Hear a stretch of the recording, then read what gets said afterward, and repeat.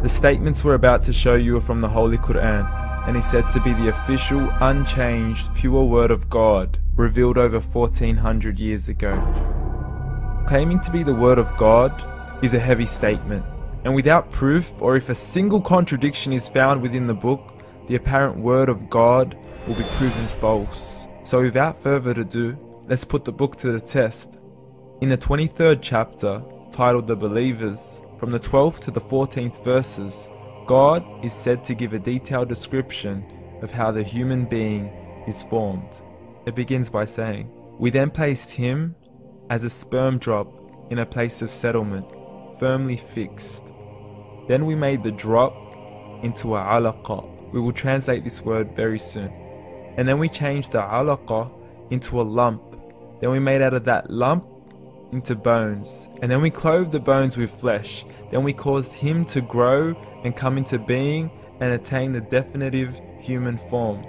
In the 21st century, we can now safely say that this verse is clearly describing the process of human development in correct chronological order. However, what we should be paying attention to in particular is the second stage, referring to the development of the embryo. The specific word used to describe the embryo in this verse is the word alaqa. The word alaqa, when translated into English, can mean three separate things. Firstly, a blood clot, or to be suspended, that is to be hanging or clinging to something, or thirdly and finally, a leech. Now, all three definitions don't come anywhere near what we perceive to be the human embryo. So, why are these words used, and what significance do they share with the human embryo? Can the embryo be described as a blood clot? Well, what do you think? In the third week of embryonic development, a tubular heart joins with the blood vessels to form a primordial cardiovascular system, and by the end of the third week, the blood is circulating and the heart begins to beat on day 21. The first thing that comes to mind in regards to being suspended or hanging is the umbilical cord. But we can't use that example because we are simply referring to step 2, before the baby has even formed. But we now know today that the umbilical cord is formed from the connecting stalk. And the connecting stalk is formed as soon as the embryo is formed. The embryo's connecting stalk has even been described by John Allen and Beverly Kramer as an object to suspend the developing embryo in the extra-embryonic column. So an embryo is suspended and does have a strong resemblance with the blood clot.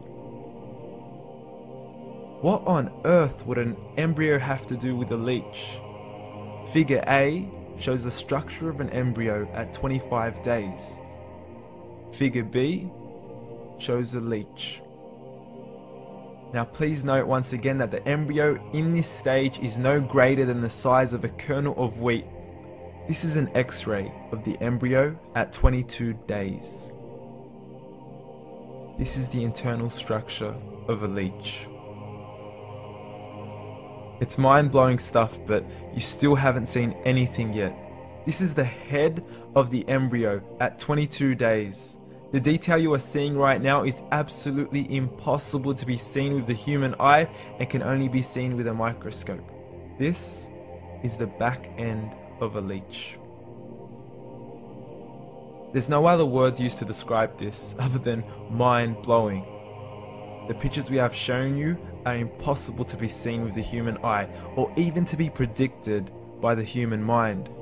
Once again, the verses we have shown you were revealed over 1400 years ago to a man who couldn't read nor write. Are these the words of God? Descriptions of the human embryo in the Quran cannot be based on scientific knowledge in the 7th century. The only reasonable conclusion is that these descriptions were revealed to Muhammad from God, from God, from God, from God, from God.